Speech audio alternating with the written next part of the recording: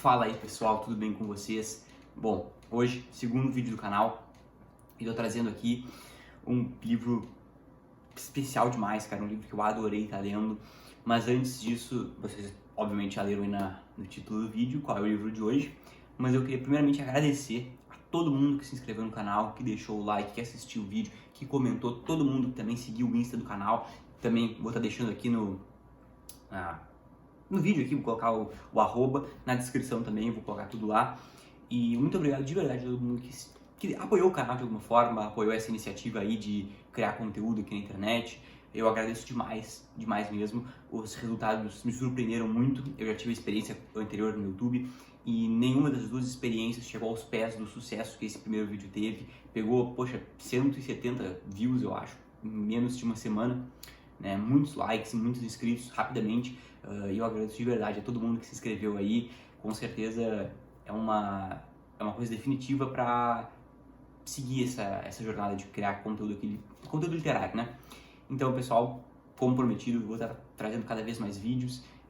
Obviamente, o feedback positivo de vocês me motiva demais a trazer cada vez mais vídeos e também caprichar mais no conteúdo. E eu acho que o vídeo de hoje vai ser bem legal, então vamos lá, vamos parar com as delongas, que eu sei que ninguém aguenta mais. Mas antes disso, as últimas delongas, prometo, se inscreva no canal, quem não se inscreveu ainda. Verifica se deu gostei, se ativou o sininho para sempre receber notificações dos vídeos. E também segue o Instagram do canal, que eu já falei sobre isso. E compartilhe o vídeo aí com todo mundo, não precisa gostar de ler. Quem tem o mínimo interesse em leitura, então um pouco de cinema, que é um dos meus outros interesses, que às vezes eu vou acabar abordando aqui, mas não unicamente cinema, principalmente literatura, mas acaba que às vezes os dois convergem. Então distribui esse vídeo para todo mundo. Bota lá no grupo da família, bota no grupo lá dos amigos. Só bota assim e recomendo o canal, que eu tenho certeza que vão gostar bastante. E então vamos lá, vamos começar o vídeo de hoje sobre A Insustentável Leveza do Ser, do Milan Kundera, que acho que é um dos títulos mais legais de todos os tempos.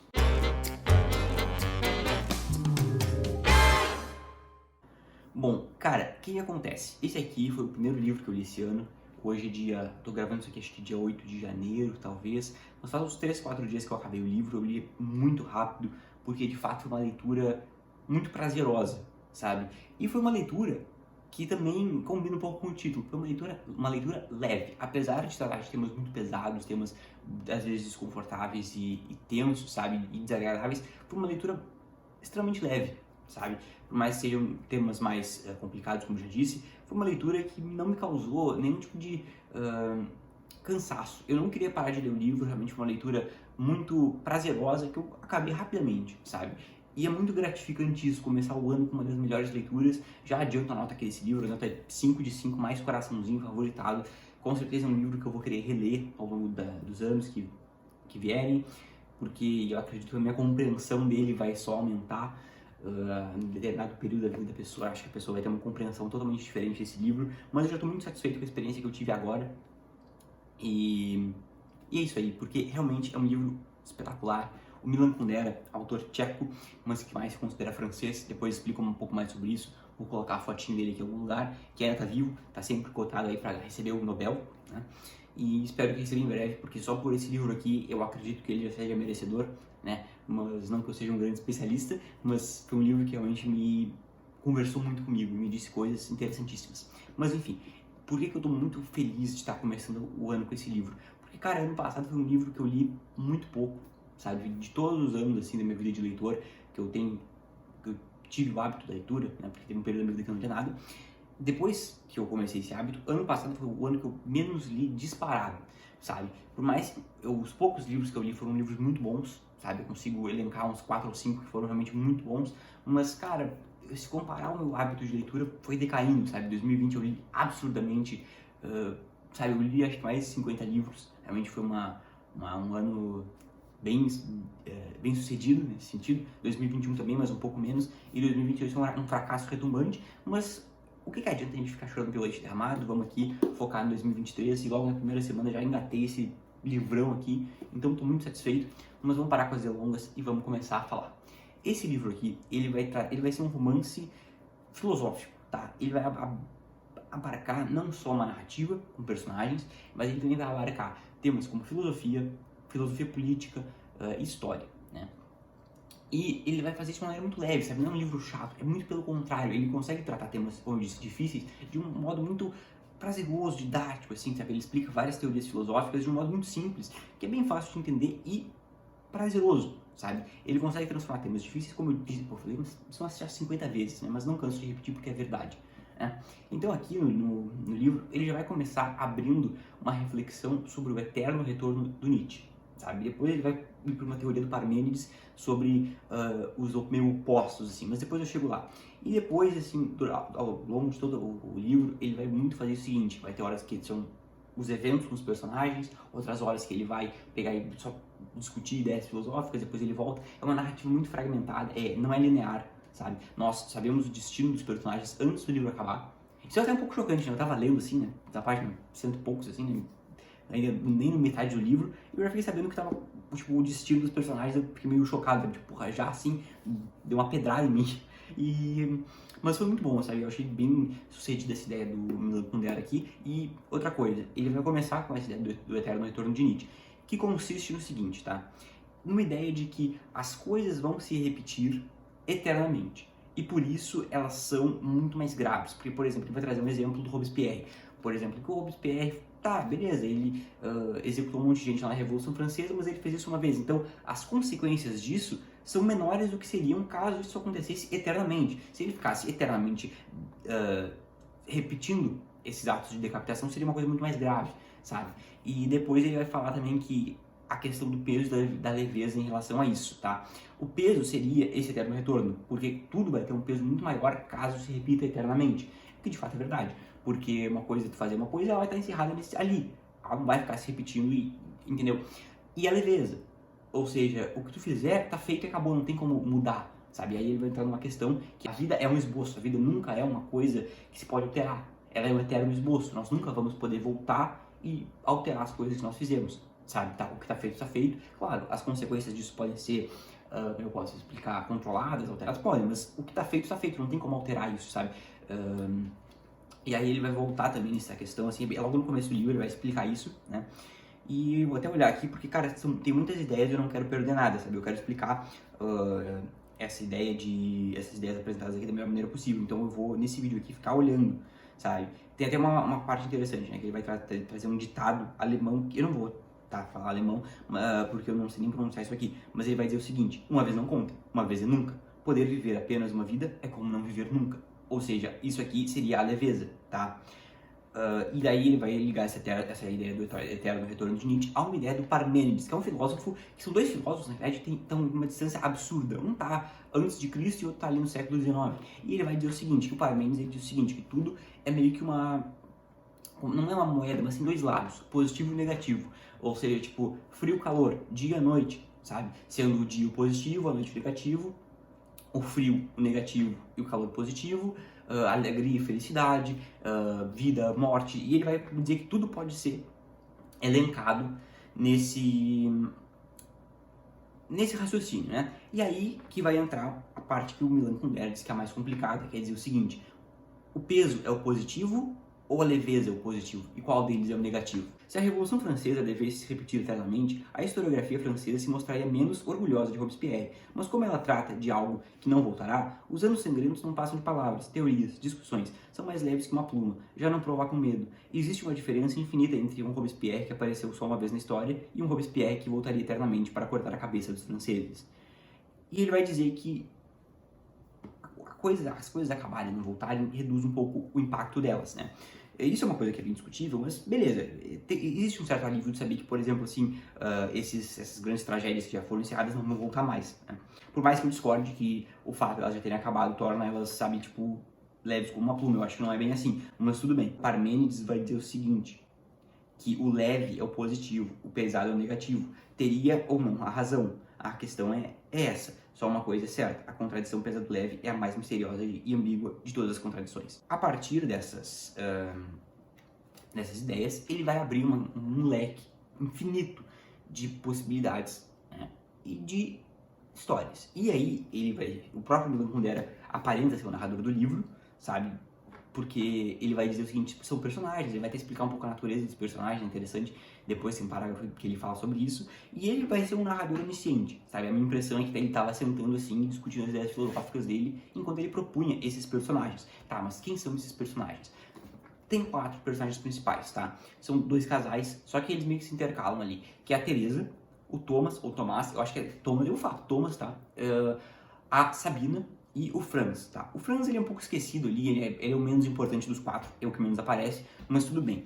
E o que acontece? Cada um desses personagens vai ter essa dicotomia entre peso e leveza, tá? E eles meio que vão ser pessoas meio perdidas ali, que eles vão estar tentando buscar um sentido na vida, e através das experiências deles, o Milan Kundera, ele vai debater sobre essas teorias que ele já apresentou antes. Ou seja, ele vai, por exemplo, tratar do Thomas. O Thomas é um médico, tá? Ele é dito como um neurocirurgião brilhante, é realmente notável ali na profissão dele, só que ele não tem apego a nada. Ele é um cara que busca viver na absoluta leveza, ou seja, desprendido de tudo. Tem uma hora que é bem esquisito, sabe? Ele decide que não vai mais ter contato com o filho, ou seja, tipo, tchau. Ele realmente faz isso, ele larga do filho e nunca mais, tipo, pretende entrar em contato com ele, né? O filho esse acaba retornando mais tarde na narrativa, mas a decisão do Thomas acaba acarretando um rompimento dele com os próprios pais. Os pais do Thomas dizem o seguinte, olha, se tu não vai falar com teu filho, nós não queremos falar contigo. E aí ele, beleza, é melhor assim mesmo e tal. E daí depois ele vive essa vida totalmente desprendido, sabe? Ele tem a única coisa que prende ele é o trabalho, sabe? Ele trabalha e tal, e ele vive vários relacionamentos, vários casos ali, sem importância nenhuma dessas amantes que ele tem, ele busca ter um relacionamento mais profundo, ele busca a leveza, tanto que ele não, quando elas dormem na casa dele, ele logo se livra delas, ele quer que elas vão embora para ele ficar solto ali, livre, né? Só que aí vai acontecer uma coisa, ele vai conhecer a Sabina, né? A Sabina, que é uma pessoa totalmente diferente dele, eles são absurdamente diferentes, e aí, já na hora que eles se encontram, é muito interessante, porque para a Sabina, ela vai fazer o seguinte, olha, ela vai ver aquilo do encontro deles como um destino, sabe? São vários acasos que vão se batendo até que eles se encontram, e aí toca a música do Beethoven, que ela gosta muito, e ele tá lendo um livro, ela também gosta de ler e tal, e aí uma série de acasos, assim, que vão acontecendo, que levam eles a esse encontro, inclusive uma outra cidade, que vai fazer ela se apaixonar por ele e achar que é o destino. Já o Thomas, ele vai também, tipo, e aí, daí, cara, e bobagem essa de acaso, ele acha que é tudo uma estupidez, sabe? Tipo, aconteceu isso, aquilo e deu. Pra ele é uma coisa insignificante, esses acasos aí. Ele não vai ter um destino pra ele. E aí ele vai também trazer a respeito do Beethoven, não sei se uma sinfonia. Isso eu não peguei bem, porque eu realmente não tenho muita familiaridade com a teoria musical e tal, que é uma coisa que é o que deve ser, que é uma coisa assim, tipo, que é um destino premeditado, sabe? A partir de uma música do Beethoven. E que surge ali de uma brincadeira do Beethoven com outro cara, né? Eu não sei bem como é que foi isso, que ele vai debater o destino a partir disso, principalmente nessa parte do relacionamento deles, tá? Já ele vai acabar conhecendo essa moça, a Teresa, né? E ela vai ir morar com ele, né? E aí ele vai acabar se apaixonando e ela vai mudar a vida dele. Ele vai acabar trazendo ela pra morar com ele, eles vão ter um relacionamento ali mais ou menos estável, só que ele não vai conseguir se desvencilhar desses casos que ele tem. Ele vai seguir buscando, e ele não vê isso como uma coisa ruim, sabe? Ele vê isso meio como uma necessidade, assim, não consegue largar isso, né?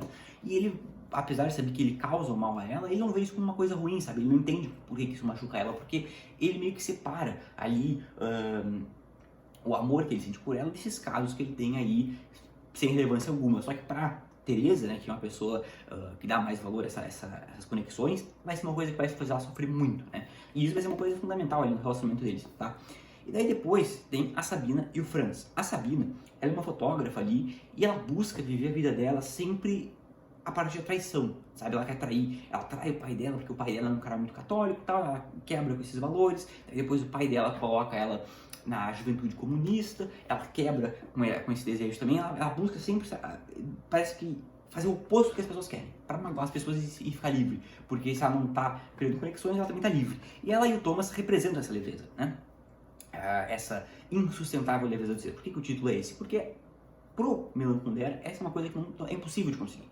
É impossível viver dessa maneira sem sentir um vazio absurdo. E eu concordo com ele, é impossível mesmo. E aí, nessa dicotomia entre peso e leveza, eu optaria pelo peso 1 milhão de vezes. Apesar do Parmênides dizer que seria uma coisa negativa, eu discordo. É muito maior o peso, porque apesar de ser uma coisa mais difícil, tem um sentido, sabe? Tem uma coisa, pelo menos tem algum sentido na vida. Não é uma coisa absurdamente jogada às traças e viver no mesmo, assim, sabe? Sem ter um rumo, né? E a Sabina busca viver assim, né? E aí ela também, ela tem um relacionamento ali com o Thomas, só que eles são muito mais amigos, sabe? Ela não tá nem aí, ela fica um pouco com ele, mas ela sabe que ele namora com a Sabina, que eles têm um relacionamento ali, ela emprega a Sabina e ela não tá nem aí também, né? Porque ela também não vê um mal nisso. E aí depois nós temos o Franz. O Franz chega um pouco mais na história, um pouco mais tarde, ele não tem contato com o Thomas nem com a Teresa, ele tem contato só com a Sabina, que ele também é um amante dela. Só que, diferente da Sabina, ele tem ali um casamento estável, ele não tem amantes e tal, ele é um cara mais do peso, sabe? Ele tá mais ali com conexões, né? E aí depois que ele conhece ela, ele acaba se apaixonando loucamente e ele tenta emular o estilo de vida dela, sabe? Que é trazendo pra ela tentando viver como ela. Ele tenta se divorciar da mulher, ele rompe com tudo, ele abandona tudo para viver com a Sabina. Só que a Sabina também não tá conseguindo, porque ela não quer a mesma coisa que ele, ela quer essa absoluta leveza que ele não quer, porque ele tá tentando buscar um relacionamento com ela, né? Ele tá tentando trocar a esposa dele pela Sabina, só que não dá certo, né? E eles acabam ali rompendo. E a partir disso, o Franz, ele vai tentar entrar numa cruzada de reconquistar a Sabina meio metaforicamente, sabe? E é uma coisa absurdamente patética, sabe? Coitado do Franz, eu tenho muita pena dele, ele é um dos personagens mais ridículos desse livro, né? Porque o que acontece? O Franz, ele vai ser o seguinte, tá? Ele vai ser um intelectual, não sei se ele é professor de engenharia e tal, e aí ele é aquele famoso militante que ele só vê sentido na vida buscando as suas causas. E fora disso, ele não tem o mínimo rumo, né? E aí, no capítulo aqui, A Grande Marcha, ele diz que só vê sentido, que dá o rumo para a vida dele, primeiro, ir nesses protestos contra alguma coisa e tal, fora isso, ele não tem nada, e depois é quando ele encontra a Sabina, né? E aí depois, esse modo de vida dele, ele vai um destino trágico, né? Que poderia ser facilmente evitado. Todos os problemas aqui desse livro e os problemas da vida desses personagens poderiam ser facilmente evitados caso eles não fossem tão burros, sabe? Porque claramente eles estão vendo que eles não conseguem viver dessa forma, da forma insustentável, e eles vão martelar para conseguir, para seguir nessa forma, e eles vão, tipo assim, olha, parece que eles estão socando uma faca, sabe? Estão dando um murro em ponta de faca. E não param, sabe? É o mesmo exemplo do Thomas. O Thomas, ele claramente vê que faz mal a Teresa com esses casos dele, mas ele não consegue parar.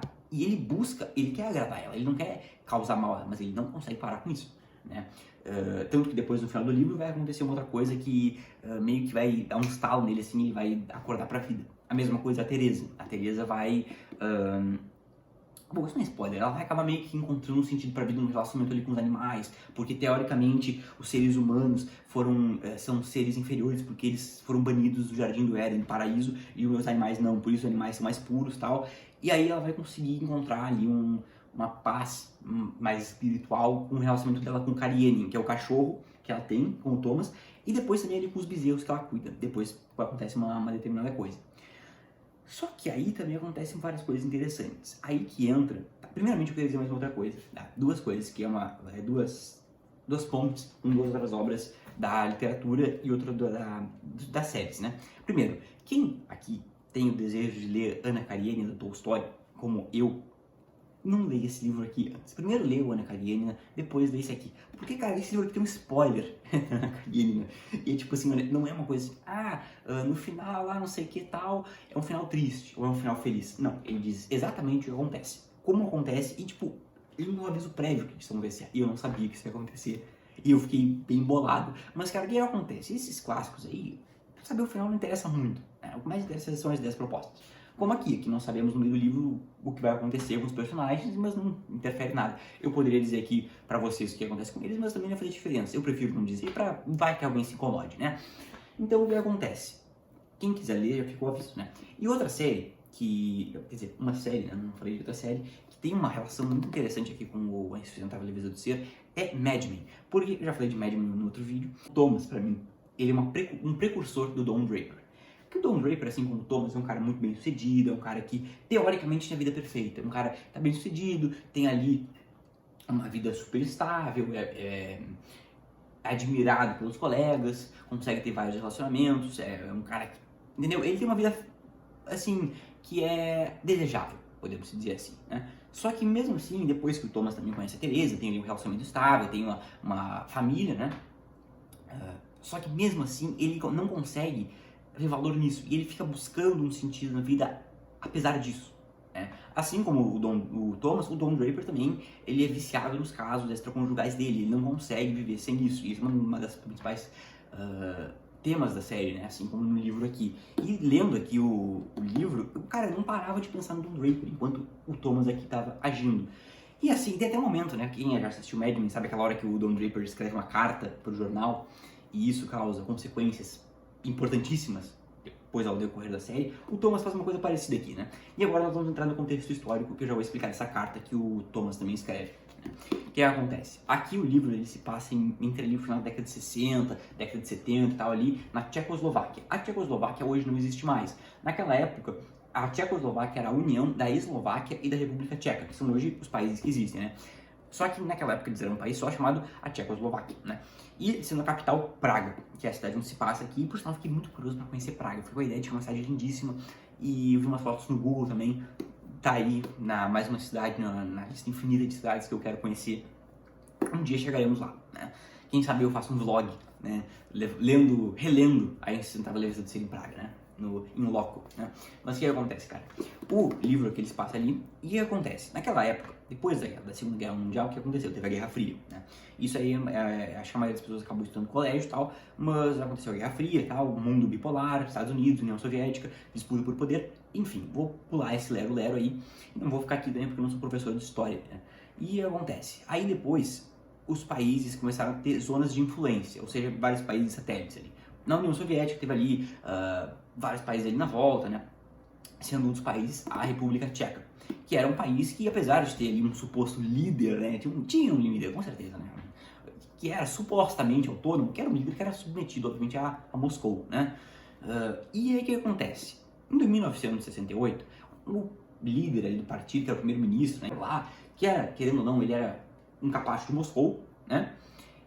Ele tinha que fazer tudo lá que a União Soviética queria, ele resolveu mudar ali a lei, né? Só que, tipo, vamos fazer um socialismo mais livre, um socialismo mais humano e tal. Só que, cara, alguém realmente achou que isso fosse dar certo? É óbvio que não ia dar certo, né? O que aconteceu?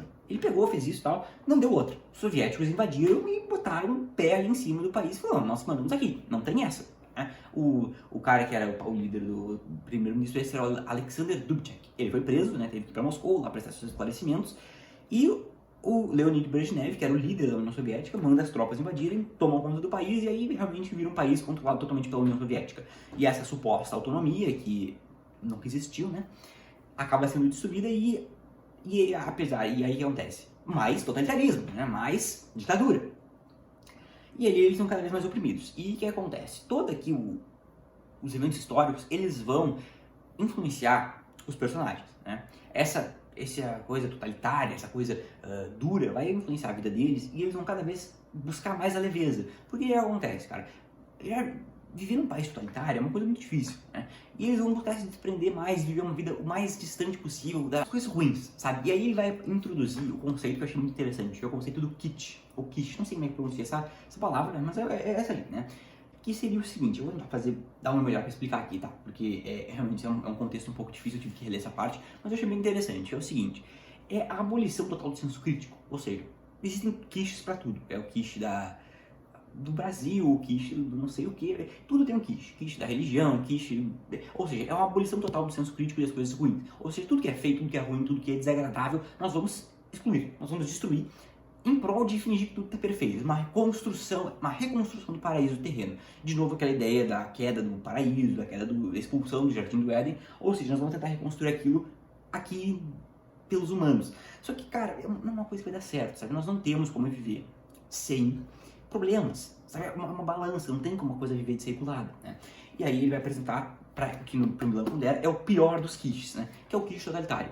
Ou seja, que é a ideia de tudo perfeito, vamos tirar todas as coisas ruins, vamos tirar totalmente o senso crítico, a ironia, as coisas que podem causar insatisfação contra o regime, contra o ditador, contra o que quer que seja, né? Vamos aqui destruir tudo isso para viver num mundo perfeito. E aí vai ter aquela ideia do ideal do homem soviético, aquele que luta pelo seu país, que luta pela glória da Rússia e tal. Que daí vai ter uma coisa muito interessante, que eu até concordei com a Sabina, né? Porque ela vai dizer o seguinte, que ela conseguia aturar toda aquela ditadura, toda aquela dor, toda aquela miséria, as pessoas numa fila por comida, por emprego, aqueles prédios todos cinzentos, aquela coisa sem alma, sem felicidade, mas que ela não ia conseguir aguentar essa falsa perfeição vendida pelo partido, ela não ia conseguir aguentar nada disso. né? E isso é uma coisa que é até interessante se concordar, por causa que o Kish seria a extrema leveza. Ou seja, vamos tirar todos os problemas, tá tudo tranquilo, tudo bem, tudo ótimo. Só que não tem como viver assim. E vivendo dessa maneira, vamos acabar no quê? No vazio. Né? E é o que todos os personagens aqui vão acabar sentindo. Né? E esse contexto totalitário, né? Aí depois o que acontece? Temos esse contexto totalitário. E agora eu vou falar daquela carta que o Thomas escreve. O Thomas, ele ali sendo um cara intelectual, tal, ele é um médico, tal, mas ele tá também ligado a essas coisas de política. Por mais que ele não dê tanta bola para isso, ele acaba se revoltando e escreve um artigo para um jornal ali que ele não dá muita bola para isso, ele não tá nem pra nada, sabe? Ele é um cara meio apático, né? Ele vai escrever um artigo comparando os comunistas da Primavera de Praga ao Rei Édipo, da peça do Sófocles lá. Para quem não sabe, vou dar uma explicação rápida aqui, e essa vai ter spoilers da peça, tá? Porque é uma peça escrita há 2000 anos, tá? Que vai dizer o seguinte, há mais de 2000 anos, né? Vai dizer o seguinte, o Rei Édipo era um cara lá que era o rei de Tebas, e ele vendo ali as pragas caindo, ele vai desvendar o motivo daquilo. E ele vai descobrir o seguinte, tá? Que ele, sem saber, acabou matando o pai dele, que não sabia que era o pai dele, e se casando com a sua própria mãe. E era isso que estava causando todas as pragas dos deuses ali sobre Tebas. E aí o que ele faz em desespero? Não podendo mais viver aquele mundo que ele conspurcou, ele vai furar os próprios olhos com os espinhos e vai se exilar de Tebas.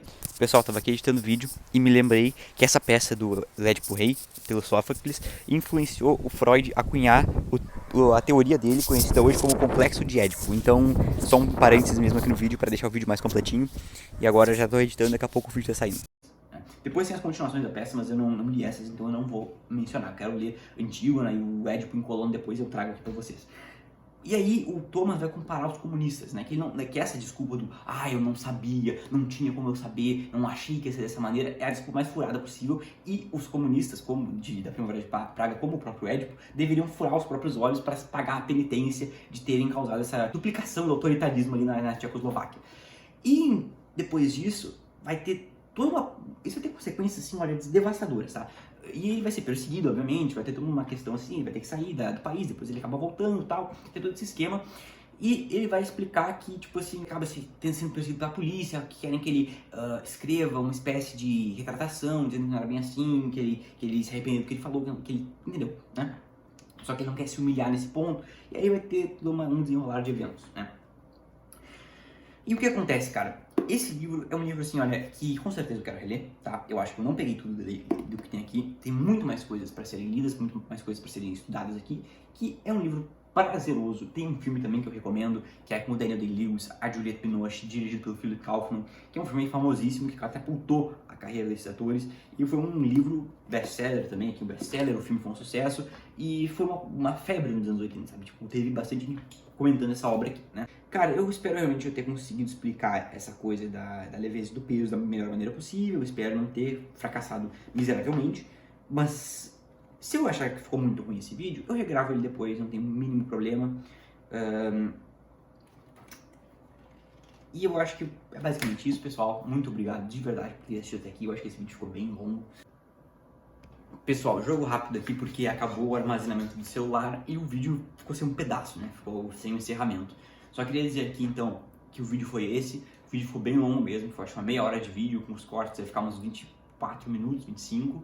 Mas como o outro vídeo teve uma duração longa também e vocês aparentemente gostaram bastante, eu vou manter esse tamanho do vídeo, não vou regravar. E esse vai ficar desse tamanho mesmo, mas meu objetivo não é ser tão extenso assim, sabe? Eu quero atrair cada vez mais público de não leitores, os leitores assim que não estão tão familiarizados, e acho que vídeos longos limitam demais aqui o público do canal. Quero deixar, obviamente, um conteúdo caprichado, com profundidade, mas sem ser tão extenso. Mas como vocês aparentemente estão gostando, eu vou manter esse vídeo desse tamanho. E então só passei aqui para pedir de novo as coisas de sempre. Se inscreva no canal, gostei, compartilhe o vídeo com todo mundo, manda para todo mundo mesmo, grupo da família, grupo do churrasco, do futebol, dos amigos, do trabalho, da escola, da faculdade, manda para todo mundo vir aqui pro canal, e peçam também para deixarem o like, né, e se inscreverem. E é isso, pessoal, também ativem o sininho, isso é bem importante, porque como eu ainda estou estruturando o canal, não tem bem dia certo para os vídeos saírem, então é melhor que sempre tenha esse sininho ativado para receber as notificações. E vai ter um outro vídeo essa semana, tá? Eu tô lendo um livro ali que eu não vou dizer qual é, vou dar uma palhinha só agora. Quando acabar, eu gravo o vídeo e lanço aqui. Que vou dar só uma dica, um livro que se passa na Inglaterra, durante, antes e depois da Segunda Guerra Mundial, tá?